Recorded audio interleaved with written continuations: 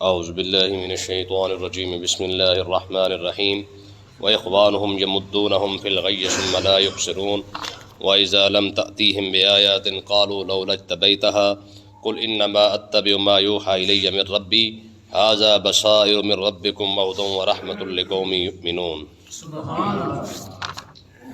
شیطان کے بارے میں پچھلی آیتوں کے اندر یہ ذکر ہوا تھا کہ شیطان جو ہے وہ دل کے اندر وسوسے ڈالتا ہے، اور وسوسے ڈالنے کے بعد جو ہے وہ انسان کو گمراہ کرنے کی کوشش کرتا ہے۔ تو اس کا حل یہ بتایا گیا تھا کہ جب شیطان تمہیں گھیر لے تو تم اللہ کا ذکر کیا کرو، ٹھیک ہے؟ شیطان کا کام ہے وہ اپنا کام کرتا رہتا ہے، تو تم شیطان کو روک نہیں سکتے ہو۔ ہاں ایک کام ضرور کر سکتے ہو کہ جب شیطان تمہیں گھیرتا ہے تو تم کیا کرو؟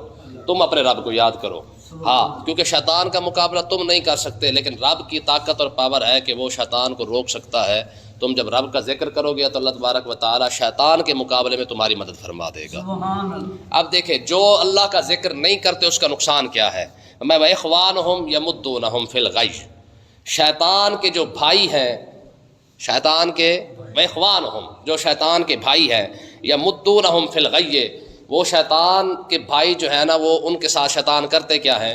شیطان انہیں سرکشی میں کھینچ کر لے آتے ہیں، نافرمانی کی طرف کھینچ کے لے آتے ہیں۔ مطلب کیا ہے کہ جو شخص ہمیشہ گناہوں کے دلدل کے اندر پھنسا رہتا ہے، دین کی طرف نہیں آتا، اسلام کی طرف نہیں آتا، ذکر کی طرف نہیں آتا ہے، اللہ تبارک و تعالیٰ نے ارشاد فرمایا جو مسلسل دن رات نافرمانی میں رہے وہ شیطان کے بھائی ہے۔ وہ کیا ہے؟ شیطان کے بھائی ہے۔ ان کو پھر اچھی بات آپ بتائیں بھی سی ان کو سمجھ میں نہیں آئے گی۔ ہمیشہ آپ دیکھیں کہ کئی لوگ ایسے ہوتے ہیں جب دین کی طرف آنے بھی لگتے ہیں تو وہ ایسی کوئی نہ کوئی چبل مارتے ہیں کہ شیطان پھر انہیں کھینچ کے لے جاتا ہے کہ تو کیا کرنے لگا ہے۔ تو یمدونہم فی الغی، شیطان ہمیشہ انہیں سرکشی کی طرف، نافرمانی کی طرف کھینچ کے لے جاتے ہیں۔ ثم لا یقصرون، پھر انہیں ڈھیل بھی نہیں دیتے ہیں، ہمیشہ کھینچ کے رکھتے ہیں کہ شاباش بھی یہ کام اچھا ہے جو تو کر رہا ہے۔ ایک بندہ سود چھوڑ کے اگر سیدھے راستے پر آ جائے وہ کتنی دیر چلتا ہے؟ شیطان اس کے دل میں ہمیشہ یہ بات ڈالتا رہتا ہے کہ بس کر لے ہی نقصان اپنا، ٹھیک ہے؟ ایک بندہ اگر اچھے راستے پر چل بھی پڑے تو اسے پتہ چل جاتا ہے نہیں اس پہ تو میرا نقصان ہو رہا ہے ظاہری طور پر۔ آپ دیکھیں نا جی، سود کا اور کاروبار کا، زکوٰۃ کا، آپ ظاہر دیکھیں، سود بظاہراً پیسے بڑھتے ہیں، 100 روپے دے کر آپ 110 روپے لے لیتے ہیں، بظاہر فائدہ ہے۔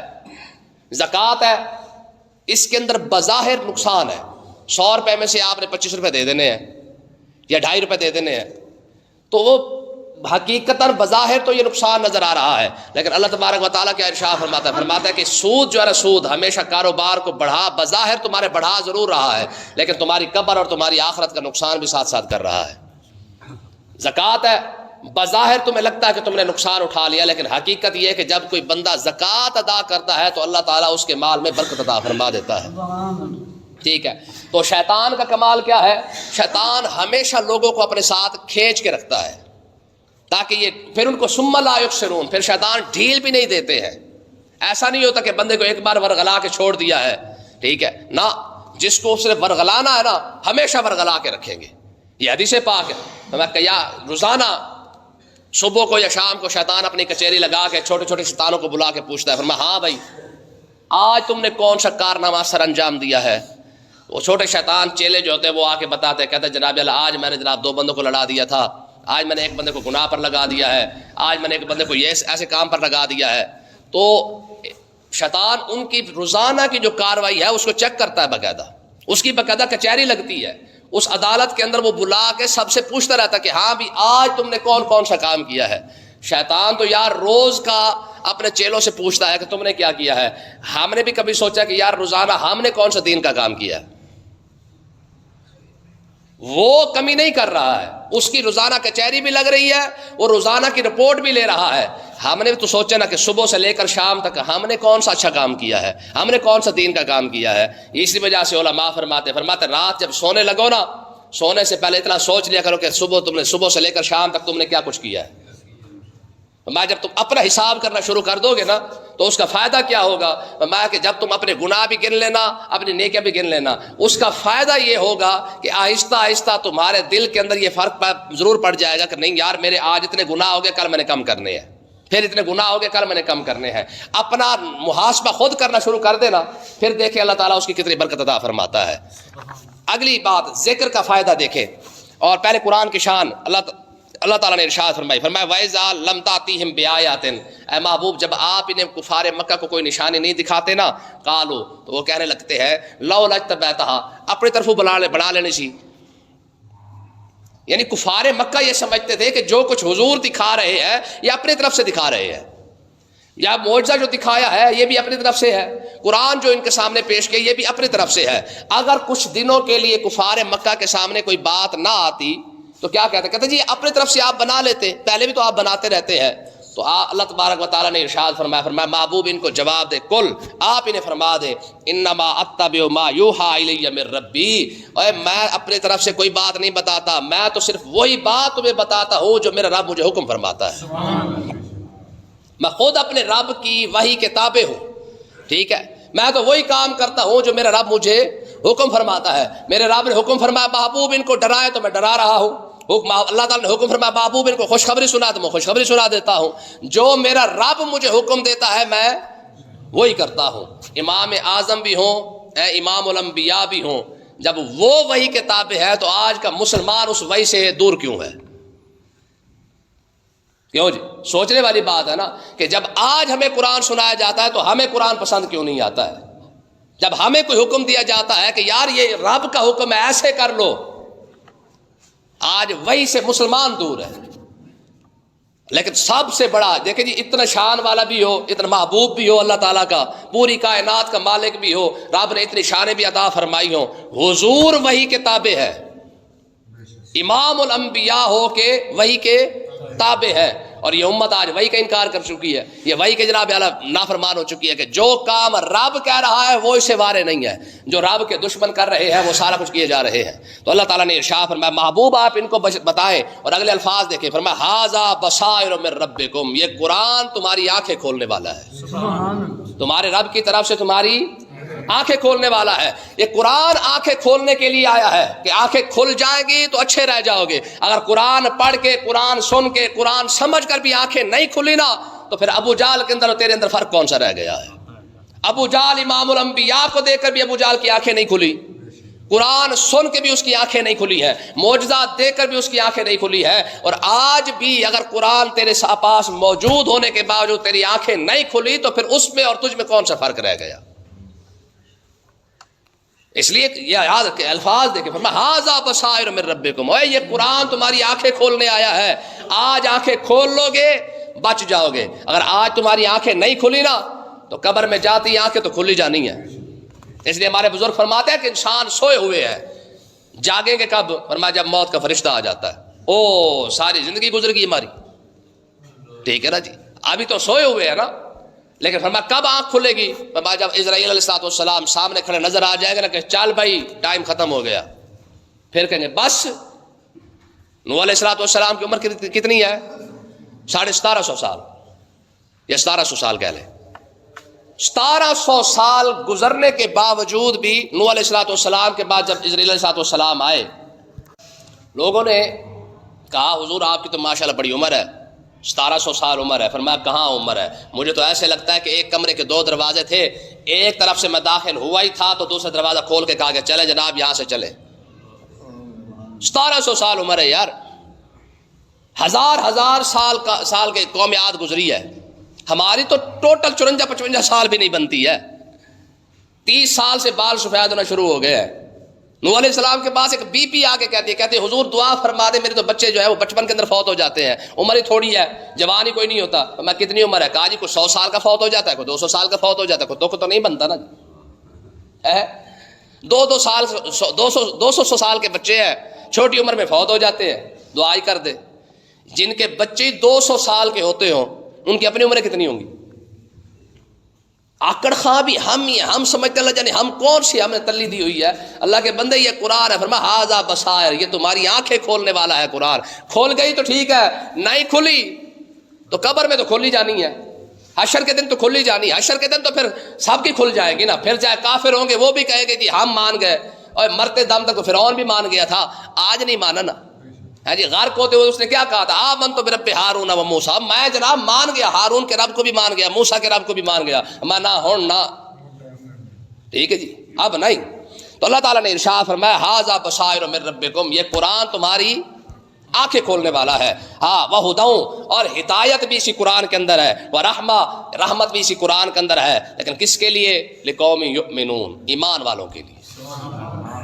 قرآن ہدایت بھی ایمان والے کو دیتا ہے، قرآن رحمت بھی ایمان والے کے لیے ہے۔ جو جس کے پاس ایمان نہیں نا، اسے قرآن کا کوئی فائدہ، ہاں قرآن اسے فائدہ دیتا ہے جو صاحب ایمان بندہ ہو، جس کے پلے ایمان نہ ہو نا، اسے قرآن فائدہ نہیں دیتا ہے۔ اب دیکھ لینا، یہ قوم قرآن چھوڑ کے اس کو انگلش میں فائدہ نظر آتا ہے، اس کو کالج اور یونیورسٹی کے اندر فائدہ نظر آیا ہے، اس قوم کو قرآن کے اندر فائدہ نظر نہیں آتا۔ اگر فائدہ نظر آتا تو پڑھتی نا، کیونکہ یہ تو اصول ہے کہ انسان ہمیشہ حریص ہے، ٹھیک ہے، لالچی ہے، کہ جس کو جہاں اس کو فائدہ نظر آتا ہے یہ اس طرف جاتا ہے۔ اس کا مطلب یہ ہے کہ آج پوری پاکستانی قوم اور بالخصوص پاکستان اور بالعموم پوری دنیا کے مسلمانوں کو قرآن کے اندر فائدہ نظر نہیں آ رہا۔ قرآن کے اندر فائدہ نظر آتا تو چھوڑ دیتے، پڑھنا بھی گوارا نہ کرتے۔ ساری زندگی گزر گئی یار، ایسے ایسے لوگ موجود ہیں جنہوں نے پوری زندگی کے اندر کبھی قرآن کو کھول کے بھی نہیں دیکھا ہے کہ یہ قرآن ہے بھی صحیح کہ نہیں ہے۔ حدیث پاک ہے، فرمایا کہ یہ جس طرح بادشاہوں کے خط جاتے ہیں نا، فرمایا جس بندے نے قرآن نہیں پڑھا نا، فرمایا اس کی مثال ایسی ہے جیسے بادشاہ کا خط آیا ہو، خط میں لکھ دیا گیا ہو کہ بھائی یہ کام کر کے آنا، فرمایا کہ بندے کے پاس خط پہنچا، اس نے خط پڑھنے کے بجائے جناب گلا ٹھپ کے غلاف چاڑ کے وہ جناب روشن دان میں رکھ دیا۔ اگر ہوا کیا پھر؟ فرمایا اس کے بعد میں جب وہ بادشاہ کے پاس پیش ہوا نا، تو بادشاہ نے کہا ہاں بھائی میں نے تجھے فلانا فلانا کام لکھ کے خط بھیجا تھا، وہ کر کے آیا ہے؟ تو آگے سے کہ نہیں جی وہ خط تو آپ کا آیا تھا پر میں نے پڑھا نہیں ہے۔ تو لطر پڑھیں گے کہ نہیں؟ فرمایا یہ رب کا خط ہے، یہ قرآن کیا ہے؟ یہ رب کا خط تھا جو رب نے انسانوں کے پاس بھیجا تھا۔ فرمایا محبوب یہ میرا خط لے جا، یہ میرے بندوں تک پہنچا دے، ٹھیک ہے، یہ میرے بندوں تک یہ خط پہنچا دے۔ اسے کہہ رہا ہے یہ خط کے اندر تیرے رب نے یہ کام لکھ کے دے دیا ہے، اس کو پڑھ کر اس کی تیاری کر کے میرے پاس آنا۔ آج رب کا خط تو پڑھنے کے لیے تیار کوئی نہیں۔ آپ بتائیں جب بغیر تیاری کے، بغیر خط پڑھے اور اس پر عمل کیے بغیر جب بادشاہ کے سامنے جب پیش ہونا ہے، کیا جواب دے گے؟ جناب آپ کا خط تو ہمیں ملا تھا اور ہم نے پڑھا نہیں تھا۔ کیا کہیں گے؟ کوئی جواب ہے کسی کے پاس؟ ہاں، جنہوں نے پھر اس خط کو پڑھ کے اس پر عمل کیا نا، جب وہ رب کی بارگاہ میں پیش ہوں گے تو ان کی شانیں اور ہوں گی، ٹھیک ہے۔ آج رب کا خط پڑھنے کے لیے تیار کوئی نہیں ہے، ٹائم کی نہیں ہے۔ وہ کہتے جی ہمارے پاس ٹائم کوئی نہیں ہے۔ تیرے پاس نہیں ٹائم نا، صحیح یہاں پہ ٹائم نکلوا لیں گے، لگ جائے گا تجھے پتا کہ تیرے پاس رب کا خط پڑھنے کا بھی ٹائم نہیں ہے۔ آقا علیہ الصلوۃ والسلام نے ارشاد فرمایا آنکھوں کا بھی حصہ نکالا کرو عبادت میں سے۔ یا رسول اللہ آنکھوں کا حصہ کیا ہے؟ فرمایا قرآن کو دیکھ کر پڑھنا یہ آنکھوں کا حصہ ہے، ٹھیک ہے۔ ہمارے یہاں ایک اور بڑی مصیبت ہے، ہم کہتے ہیں کہ ایک بار پڑھ لیا تو بڑا ہے۔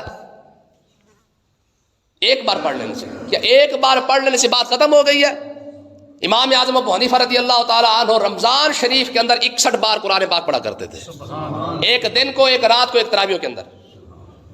آپ خود سوچیں کہ 30 تراویح، 30 راتیں ہیں تو 30 مرتبہ جو ہے قرآن پاک پڑھا ہے، 30 روزے رکھے، 30 مرتبہ پھر پڑھ دیا، 30 اور 30 60، اور ایک قرآن پاک تراویح کے اندر پڑھ دیتے۔ ہم نے ایک بار پڑھ کے احسان چاڑا ہوا ہے کہ نہیں جی اسی پڑھیا قرآن، جی اسی کدو پڑھیا سی؟ کہتے جی تو 20 سال پہلے پڑھیا سی۔ شیخ عربی شیخ محی الدین ابن عربی رحمۃ اللہ علیہ، شیخ اکبر جن کو کہا جاتا ہے، شیخ اکبر محی الدین ابن عربی رحمۃ اللہ علیہ، ٹھیک ہے جی، آپ دن اور رات کے اندر 2 مرتبہ قرآن پاک پڑھ لیا کرتے تھے۔ مولا علی رضی اللہ تعالیٰ عنہ کی مشہور بات ہے کہ آپ گھوڑے پر سوار ہونا شروع کرتے تو الحمد سے شروع کر دیتے، دوسری رکعت پر پاؤں آنے سے پہلے مکمل قرآن پاک مولا علی پڑھ لیتے تھے۔ آقا علیہ الصلوۃ والسلام، یار ساری باتیں چھوڑے، حضور کے سینہ عطر پر قرآن نازل ہوا ہے نا، آقا علیہ الصلوۃ والسلام جناب جبریل کے ساتھ ہر ماہ رمضان کے اندر دور کیا کرتے تھے، ہر ماہ رمضان کے اندر، سمجھ آئی نا؟ دیکھیں جی اگلی آیت دیکھیں، فرمایا وَإِذَا قُرِئَ الْقُرْآنُ، فرمایا جب قرآن پڑھا جائے فَاسْتَمِعُوا لَهُ، اس کو غور سے سنا کرو، اس کو کیا کرو؟ غور سے سنا کرو، وَأَنصِتُوا، اور پھر خاموش بھی رہا کرو، لَعَلَّكُمْ تُرْحَمُونَ، تاکہ تمہارے اوپر رحم کیا جا سکے۔ رحم 2 صورتوں میں ہو سکتا ہے، ایک تو قرآن کو غور سے سنا جائے اور دوسرا قرآن سنتے ہوئے خاموشی اختیار کی جائے۔ ایک مسئلہ تو یاد رکھے کہ ایک تو اس سے یہ بھی مسئلہ ثابت ہو گیا کہ جب امام نماز پڑھا رہا ہو، قرات کر رہا ہو، تو اس وقت مقتدی کو پڑھنے کی ضرورت نہیں ہے۔ وَإِذَا قُرِئَ الْقُرْآنُ، جب امام قرآن پڑھ رہا ہے تو فَاسْتَمِعُوا لَهُ، اس کو غور سے سنو۔ اگر تم بھی قرآن پڑھنا شروع کر دو پیچھے سے تو سنے گا کون؟ تو اس لیے آقا علیہ الصلوۃ والسلام نے ارشاد فرمایا اذا قال الامام غیر المغضوب علیہم ولا الضالین فقولوا آمین، جب تم امام غیر المغضوب علیہم ولا الضالین کہہ دے تو تم صرف آمین کہہ دو، باقی اس کے علاوہ کچھ کہنے کی ضرورت نہیں ہے۔ قراءۃ الامام لہو قراءۃ، امام کی قراءت ہی مقتدی کی قراءت ہوتی ہے، ایک بات۔ دوسرا مسئلہ یہ ہے جو عوام الناس کا جو آج کا حال ہے وہ یہ ہے کہ دیکھیں ادھر سے قرآن پڑھا جا رہا ہوتا ہے، ادھر سے آپس میں مشورے ہو رہے ہوتے ہیں، آپس میں باتیں ہو رہی ہوتی ہیں، تو قرآن کا ادب کہاں گیا؟ ٹھیک ہے، دیکھیں علماء نے یہ مسئلہ لکھا ہے، وہ فرماتے ہیں کہ جب کسی کے سامنے حدیث پاک پڑھی جاتی ہے نا، فرمایا کہ حدیث پڑھتے ہوئے سنتے ہوئے اتنا ہی ادب فرض ہے جتنا رسول اللہ کے سامنے ہو صحابہ کرام ان کا ادب کیا کرتے تھے، یعنی آقا علیہ الصلوۃ والسلام کے سامنے آقا علیہ السلام کا ادب جیسا فرض ہے، میں حضور کی حدیث سنتے ہوئے بھی حضور کا حدیث کا ادب بھی اتنا ہی فرض ہے۔ امام مالک تشریف لے کے جا رہے تھے، تشریف لے کے جاتے ہوئے نا ایک شخص نے مسئلہ پوچھا، کہا جی فلانی حدیث کیسے ہے؟ میں تجھے شرم نہیں آئی؟ تو نے چلتے ہوئے حدیث پوچھ لی ہے، تو نے رسول اللہ کی حدیث کا ادب ہی نہیں کیا۔ فرمایا تجھے میں 20 کوڑے لگاؤں گا۔ 20 کوڑے لگائے امام مالک نے اس شخص کو، فرمایا تو نے رسول اللہ کی حدیث کا ادب نہیں کیا ہے۔ آج لوگ قرآن کا ادب نہیں کرتے، اگر حدیث کا ادب اتنا ہے پھر بعد میں شفقت کرتے ہوئے 20 حدیثیں بھی سنا دی اس کو۔ اس نے ایک پوچھی تھی، وہاں بعد میں اسے کہا گیا، کہا سنا آج تو 20 کوڑے بھی لگ گئے۔ اس نے کہا تجھے 20 کوڑے نظر آئے، 20 حدیثیں نظر نہیں آئی ہیں؟ اگر امام مالک نے 20 حدیثیں سنا دیتے تو میرا دل کر رہا تھا 100 کوڑے مار لیتے، کم سے کم 100 حدیثیں تو مجھے سنا دیتے۔ یہ شوق تھا لوگوں کے اندر علم حاصل کرنے کا، ٹھیک ہے یار۔ جب حدیث کا ادب اتنا ہو سکتا ہے تو خود سوچے قرآن کا ادب کتنا ہونا چاہیے۔ ہماری قوم جاہل کیوں ہوئی ہے، بے ادب کیوں ہوئی ہے؟ اس کی وجہ یہ ہے کہ ان کے اندر ادب کوئی نہیں رہا، ٹھیک ہے جی۔ جب قرآن کا یہ ادب تھا، فرمایا فاستمعوا لہ، جب قرآن پڑھا جا رہا ہے تو پھر خاموش رہو، پھر آپس میں گپے لگانے کا فائدہ؟ ہاں، منافق یہ کیا کرتے تھے۔ آقا علیہ الصلوۃ والسلام ادھر سے ارشاد فرما رہے ہوتے تھے، منافق آپس میں جو ہے وہ گپے لگا رہے ہوتے تھے۔ مگر صحابہ کا ادب کیا تھا؟ صحابہ کا ادب تو دشمنوں نے بھی دیکھ کے نا یہ کہا تھا، کہا خدا کی قسم جب محمد عربی بول رہے ہوتے نا تو صحابہ کرام ایسے بیٹھے جیسے جناب ان کے جسموں کے اندر جان ہی نہیں ہے، مردہ بیٹھے ہوئے ہیں۔ صحابہ حضور کے سامنے ایسا بیٹھا کرتے تھے، اور ہمارے ہاں حال کیا ہے؟ ہم جناب بالکل فارغ ہو چکے ہیں۔ تو آگے اللہ تبارک و تعالیٰ نے اس ذکر کی بات کی ہے، فرمایا واذکر ربک فی نفسک تضرعا وخیفا، فرمایا کہ اپنے رب کو اپنے دل میں یاد کر، گڑ گڑاتے ہوئے بھی یاد کر، آہستہ آہستہ بھی یاد کر تو صحیح نا، کم سے کم تیرے دل کے اندر اتنی بات تو ہونی چاہیے یار میرے رب کا ذکر ہے۔ حدیث پاک ہے، میں جو میرا بندہ تنہائی میں بیٹھ کے مجھے یاد کرتا ہے میں بھی اسے تنہائی میں یاد کرتا ہوں، جو مجلس میں بیٹھ کے یاد کرتا ہے فرمایا میں فرشتوں کو بلا کر پھر اس کو یاد کرتا ہوں، ٹھیک ہے جی۔ فاذکرونی اذکرکم، یہ تو بھائی وعدہ ہے، تو کر تو صحیح، پہل کر، پھر دیکھ تیرا رب کرم فرماتا ہے کہ نہیں فرماتا ہے، لیکن یاد رکھے پہل ہمیشہ بندے کو کرنی پڑتی ہے۔ حدیث پاک ہے، فرمایا تو قدم بڑھا، میں تیری طرف دوڑ کے نہ آیا تو بات ختم ہو گئی۔ اب بندہ قدم ہی نہ بڑھائے تو پھر کیا کریں؟ دیکھیں جی بدر میں صحابہ گئے تو ہے نا، میں تم جاؤ صحیح، بڑے بڑے سردار مار کے نہ رکھ دیے تو بات ختم ہو گئی۔ پہل ہمیشہ انسان کی طرف ہوتی ہے۔ یہ جو کہتے ہیں جی اللہ ہدایت دے گا، رب ہدایت ایسے نہیں دیتا ہے، جو لینا چاہے صرف اسی کو دیتا ہے۔ اگر آپ ہدایت دینا چاہے تو ابو جہل کو نہ دے دیتا، فرعون کو نہ دے دیتا، نمرود کو نہ دے دیتا، لیکن کیونکہ انہوں نے مانگی نہیں ہے، ان کو شوق ہی نہیں تھا ہدایت لینے کا، رب نے دی بھی نہیں ہے۔ آج ہماری قوم کو شوق نہیں ہے قرآن پڑھنے کا، قرآن آیا بھی نہیں ہے، ٹھیک ہے نا جی۔ کمپیوٹر کا شوق تھا، کمپیوٹر آ گیا ہے، سائنس کا شوق تھا، سائنس آ گئی ہے، کاروبار کا شوق تھا، کاروبار بھی آ گیا ہے، بڑی بڑی گیمیں جناب نیٹ پر چل رہی ہے، سارا کچھ سیکھ لیا نا۔ قرآن کا شوق نہیں تھا تو قرآن آیا بھی نہیں ہے، کیونکہ اتنا قرآن سستا نہیں ہے نا۔ تو اللہ تعالیٰ نے ارشاد فرمایا، فرمایا دون الجہر من القول، فرمایا کہ بلند آواز سے چیخ چیخ کر، ایسے نہ کہ گلا نہ پھاڑ دے، ہاں تھوڑا تھوڑا زبان سے ذکر کرنا چاہے تو زبان سے بھی ذکر کر، دل سے کرنا چاہے تو دل سے ذکر کر، بالغدو والآصال، صبح بھی کر اور شام کو بھی کر ہے۔ تو رب کو یاد کر تو صحیح، صبح کر شام کو کر تو صحیح کم سے کم، پھر دیکھ رب کرم فرماتا ہے کہ نہیں فرماتا ہے۔ یہ جو بڑے بڑے مزارات آپ دیکھتے ہیں، بڑے بڑے نام دیکھتے ہیں یار، جن کے ساتھ ہمارا کوئی رشتہ نہیں ہے، خاندانی خونی رشتہ نہیں ہے، تعلق نہیں ہے، ہم کو جانتے بھی نہیں ہے، جو ہمارے علاقے کے اندر بھی پیدا نہیں ہوئے ہیں، آج ان کا نام آتا ہے پوری امت مسلمہ کی گردن نہیں جھک جاتی۔ امام بخاری کو ہم جانتے ہیں وہ کون ہے، کہاں پیدا ہوئے ہیں، امام اعظم ابو حنیفہ کہاں پیدا ہوئے ہیں، لیکن پوری امت کے اندر جہاں بھی جائیں گے آپ کو بخاری بخاری ہوتے نظر آئے گی۔ وجہ کیا ہے کہ انہوں نے رب کو ذکر کیا ہے، رب کو یاد کیا، تو اللہ تعالیٰ نے پھر ان کا نام اتنا بلند کر دیا ہے، چاہے کوئی عرب کے اندر ہے وہ بھی ان کے آگے جھکتا ہے، کوئی عجم کے اندر ہے وہ بھی ان کے آگے جھکتا ہے۔ تو میں صبح شام رب کو یاد کر، پھر تماشا دیکھ، وَلَا تَكُن مِّنَ الْغَافِلِينَ، اوے غافلوں سے نہ ہو جا، غافلوں میں سے نہ ہو جا. اور اگلی مثال سمجھاتے ہوئے فرمایا ان الذین عند ربک لا یستکبرون عن عبادتہ، میں تیرے رب کے پاس تو ایسی مخلوق موجود ہے لا یستکبرون عن عبادتہ، وہ اس کی عبادت کرتے ہوئے تکبر نہیں کرتے ہیں. وہاں فرشتوں کو دیکھ، گناہ بھی نہیں کرتے، کھاتے بھی نہیں ہیں، نافرمان بھی نہیں ہے، لیکن اس کے باوجود وہ اس کے آگے جھک رہے ہیں، تو ویسے ہی گناہ کا مرکب بنا ہوا ہے. پھر انسان گناہ کرتے ہوئے یہ ذکر کیوں نہیں کرتا؟ فرمایا ان کو تو دیکھ ذرا، جو نوری بھی ہے، کھانا پینے والے چکر بھی کوئی نہیں ہے، گناہ والا چکر ہی کوئی نہیں ہے جناب، بالکل معصوم عن الخطا. رب کے قریب ہونے کے باوجود جب وہ عبادت کرتے ہوئے تکبر نہیں کرتے تو دو نفل پڑھ کے کیوں آکڑ گیا؟ یہ ہے قرآن. فرمایا وَيُسَبِّحُونَهُ وَلَهُ يَسْجُدُونَ، فرمایا تم اس کی تسبیح بھی بیان کرو، وہ اس کی تسبیح بھی بیان کرتے ہیں، اس کے آگے سجدہ بھی کرتے ہیں. نہ انہیں ذکر کرتے ہوئے آکڑ آتی ہے، نہ سجدہ کرتے ہوئے وہ آکڑے ہیں. جب وہ اتنی عبادت کر کے نہیں آکڑے تو کیوں آکڑ گیا؟ یہ اللہ تعالیٰ نے اس انسان کو سمجھایا ہے. میں ذرا دیکھ تو صحیح، میرے قریب ہو کر میری عبادت کرے اور آکڑے بھی نہ، اور تو 2 رکعت پڑھ کے تو آکڑ گیا. اچھا جو نہیں پڑھتے وہ اس سے زیادہ آکڑے ہوئے ہیں.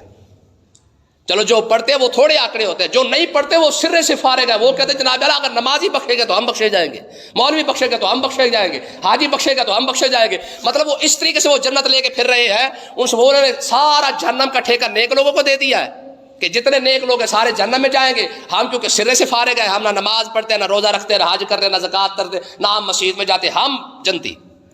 جو عبادت کر رہا ہے وہ تھوڑا آکڑ خواہ ہے، جو نہیں کرتا منڈو فارغ ہے، رمضان سے بھی فارغ، ہاں عید والے دن پہلے صاحب میں بیٹھا ہوگا، وہ سب سے بڑا آکڑ خواہ ہے. اس کو اسی بات کی آکڑ ہے کہ جی میں تو کیونکہ کرتا نہیں فلہذا میں بخشا آیا ہوں.